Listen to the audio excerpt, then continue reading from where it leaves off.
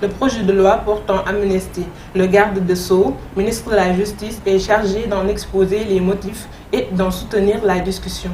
Dans l'exposé des motifs, le chef de l'État rappelle son intention d'apaiser le climat politique et social, de renforcer la cohésion nationale et de consolider le dialogue national et afin de permettre à certaines personnes qui ont eu maille à partir avec la justice de participer pleinement à la démocratie. Avec cet acte, le président de la République entend poursuivre la mise en œuvre des mesures de décrispation au-delà du droit de grâce que lui reconnaît la Constitution. Il est également noté dans le document que certaines poursuites engagées devant les juridictions ont abouti à des condamnations ayant entraîné des incapacités et des déchéances liées au droit de vote et l'élection. Et que, dans cet esprit, que le présent projet de loi intervient pour amnistier les infractions commises tant au Sénégal qu'à l'étranger et couvrant une période allant de 2021 à 2024. L'amnistie, selon le document, concerne tous les faits susceptibles de revêtir la qualification d'infraction criminelle ou correctionnelle commis entre le 1er février 2021 et le 25 février 2024, tant au Sénégal qu'à l'étranger. Se rapportant à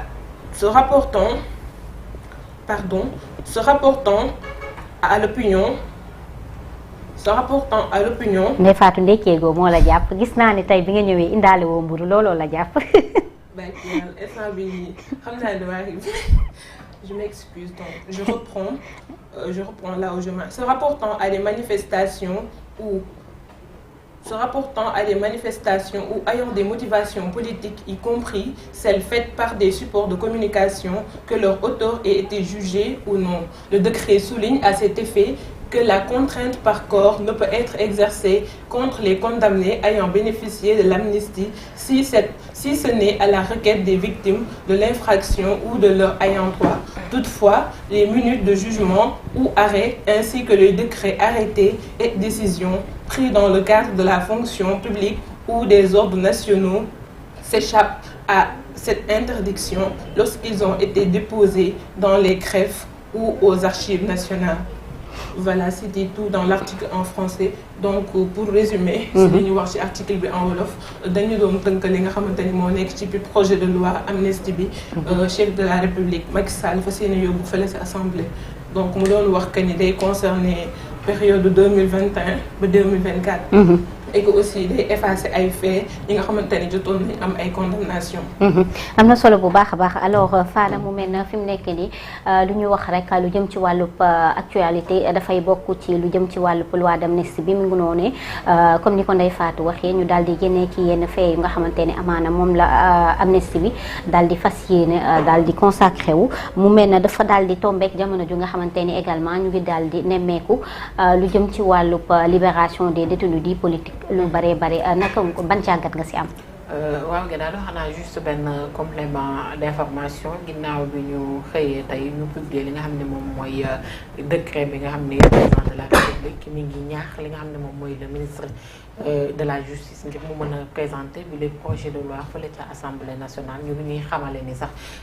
ñi ngi ñi tey yi ci 15h li nga xam ne moom mooy la conférence des présidents bu assemblée nationale convoqué nañ ko ngir boobu loi sànq ci texte bi Géda bu ñuy xool li nga xam ne moom la Ndeye Fatou di lire fee yi nga xam ne concerné la foog naa ne nattukaay bi toll na ak li nga xam ne moom la jotoon a xew ci manifestation bi ci loolu également am na ay nit ñoo xam ne ñàkk nañ ci seen i bakkan ci période boobu te ñi nga xam ne ñoo leen rey nit ñi mën nañ leen a gis mën nañ leen a teg baaraamu tuuma foog naa foofu la nattukaay bi toll ndax booy lire texte bi ñu ngi naan la tous les faits susceptibles de revêtir la qualification d'infraction criminelle ou correctionnelle commis entre le 1er février 2021 et le 25 février 2024 tant au Sénégal qu'à l'étranger se rapportant à des manifestations ou ayant des motivations politiques y compris celles faites par tous les supports de communication que leurs auteurs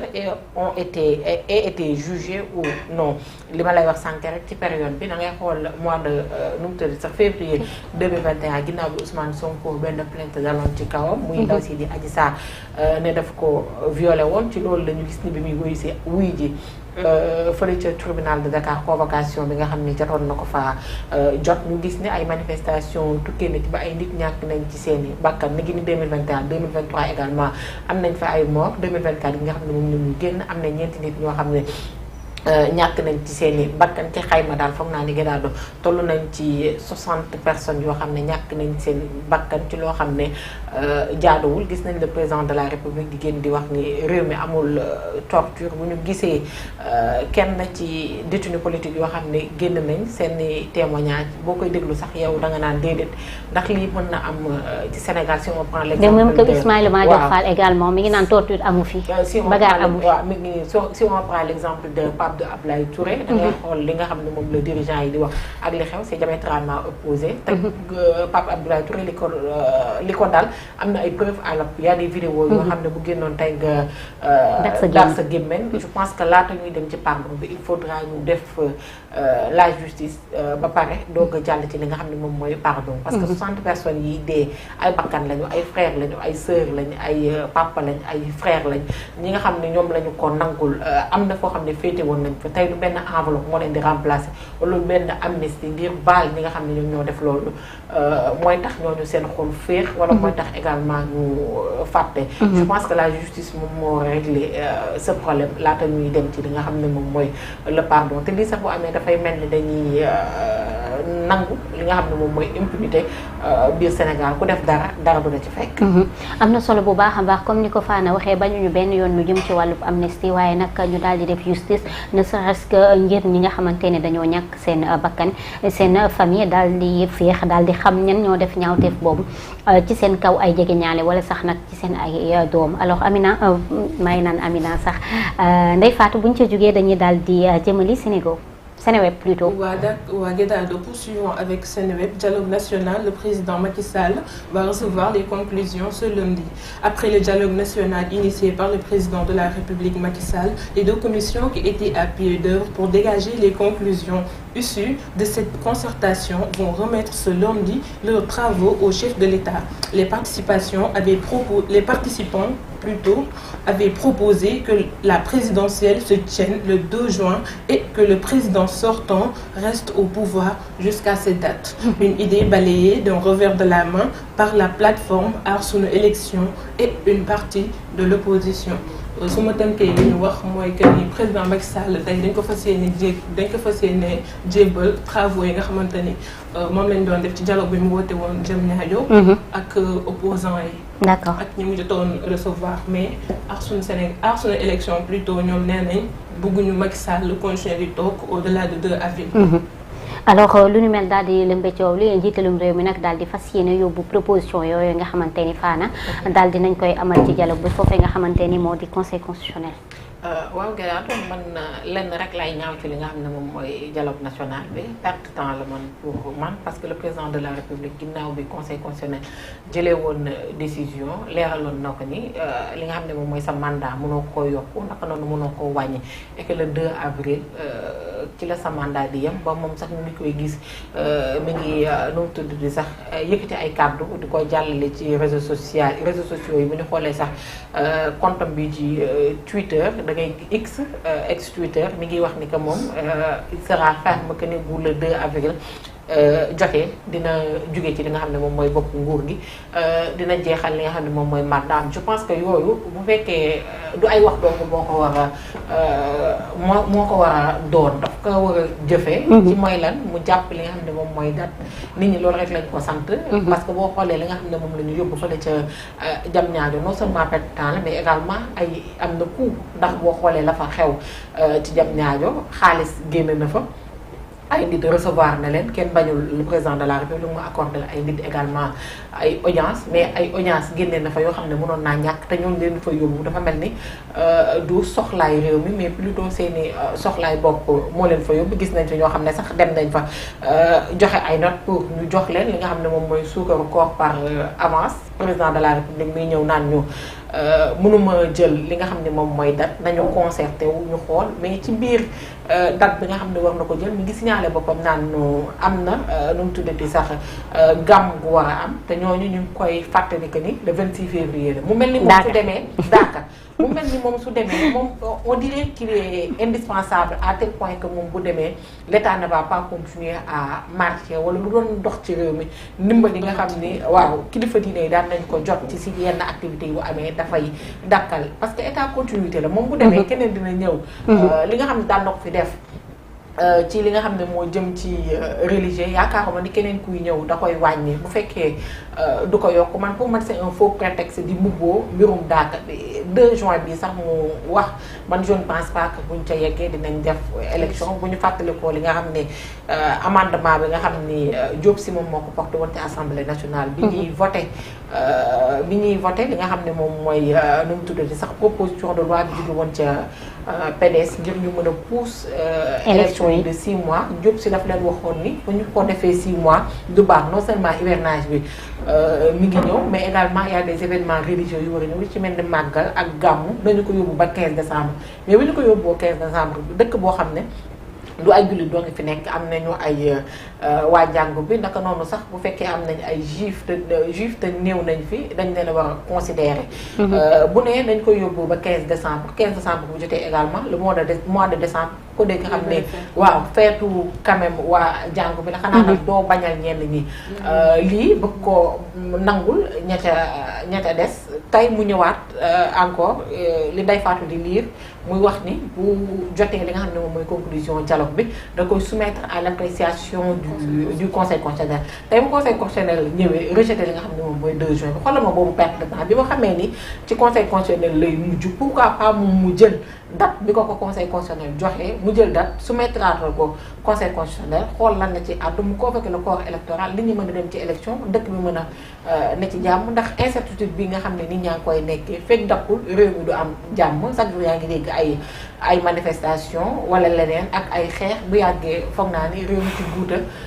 lan nar a jëm te kenn duñu ci yóbbu ku dul le président de la république. xanaa ñu toog te déglu waa conseil constitutionnel rek amaana ñoom seen kàddu dina daal di joyanti lu nu mel ñoom rek la ñuy daal di xaarandi alors Ndeye Fatou ñu daal di wéyal jóge Seneweb daal dem Sénégal. D'accord, ñu continuer Sénégal hôpital Ouakam les dernières nouvelles sur l'état de santé de Maïmouna Ndour Faye. Après l'agression survenue vendredi dernier, notre collègue Maïmouna Ndour Faye se remet progressivement. Selon l'un de ses collaborateurs directs, son état de santé s'est nettement amélioré. Mamadou Awendiaï, journaliste à la 7TV, nous rassure que Maïmouna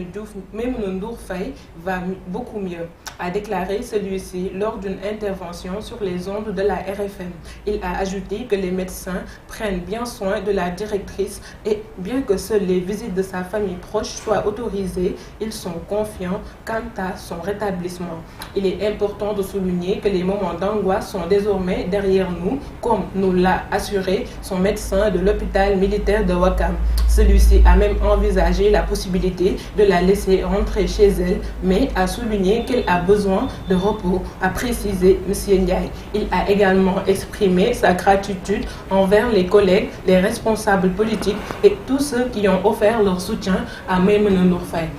waa Sénégal ñoom dañu xëy pour indil ñu tey ay nouvelles Maïmouna Ndour Faye dañu wax que ni état de santé tane na bu baax et que médecin yi ñu ngi koy toppatoo et se pourrait même à ce que mu dellu këram ci ay wetu mbokkam. d'accord alhamdulilah y a eu plus de peur que de mal ci jamono ju nga xamante ni Fana ñu daal di nemmeeku ni kii di Maïmouna Ndour Faye dafa nekkoon victime d'agression ba sax naam amaana mu daal di ñàkk deret ju bare mu mel ne lu ni mel nag duñu bulet naam bu dul ci benn partie bi nekk ci beneen partie bi mu mel ne nag aujourd'hui taskatu xibaar yi amatuñu sécurité bu baax a baax au Sénégal. waaw Guédado xanaa di masawu d'abord li nga xam ne moom moo dal suñu collègue muy Maïmouna Ndour Faye mais man Guédado je pense que amee mu ko gis-gis boo xam ne que c'est une agression ciblée ci benn journaliste wala sax ci média bi même si bu fekkee y avait des antécédents elle avait dit que jotoon na ay menaces et des insultes à mon avis c'est la sécurité qui pose problème te sécurité bi ñu war a assurer c'est pas simplement pour les journalistes mais pour tout le monde parce que nous sommes tous des Sénégalais te dañoo war am li nga xam ne moom mooy sécurité et l'État du Sénégal moom moo ñu ko war a jox parce que mënuñu comprendre bu manifestation amee démb keroog sax maa ngi seetaan benn télé am benn dame bu ne moom musul xam ni le corps GIGN am na Sénégal moom nee na moom manifestation lay doog a xam ne bi le corps existé na au Sénégal ce qui est numtu sa regrettable Guédado parce que mën nañu nekk ci réew yenn agression yi di fa am mu mel ni suñu police newu fi te buñ nee manifestation wala ñu ne nañuy gàddu benn manifestant mu mel ni benn terroriste la ñuy yóbbu ñu jëlaat beneen exemple ci Pape Abdoulaye Touré mi ngi wax ni moom bi ñi nga xam ni ñu ngi koy yóbbu mi ngi mel ni benn terroriste dañuy yóbbu ñi nga xam ne ñoom ñoo ko gardé woon corps bi ko topp yépp ci benn citoyen boo xam ne mënatul défendre boppam ndax dóor nañ ko ba mu sonn yaakaar naa ni énergie boobu ñu def ci manifestation bu ñu ko manifestant yi bu ñu ko defoon ci sécurité réew mi toll nañ feneen Maïmouna Ndour Faye fi mu dëkkee chef de quartier bi génn na ñu amal conférence de presse muy wax ne sax c'est la 6e agression si je me trompe pas boo xam ne mi ngi am ci bile quartier yàgg nañoo def conférence de presse di alerter c'est parce que amaan na moom am na tur xam nañ Maïmouna Ndour Faye c'est pas citoyen lambda boo xam ne bile mbir dal na ko ñu wax ko soofantal mais nit ñi dañoo war a quand même toll ci même pied d'égalité ci wàllum sécurité ci réew bu fekkoon jëloon nañu les devant ci quartier boobu ñuy wax nga xam ne dafa nekk yàgg nañoo woote wàllu amaan na situation bi fu mu toll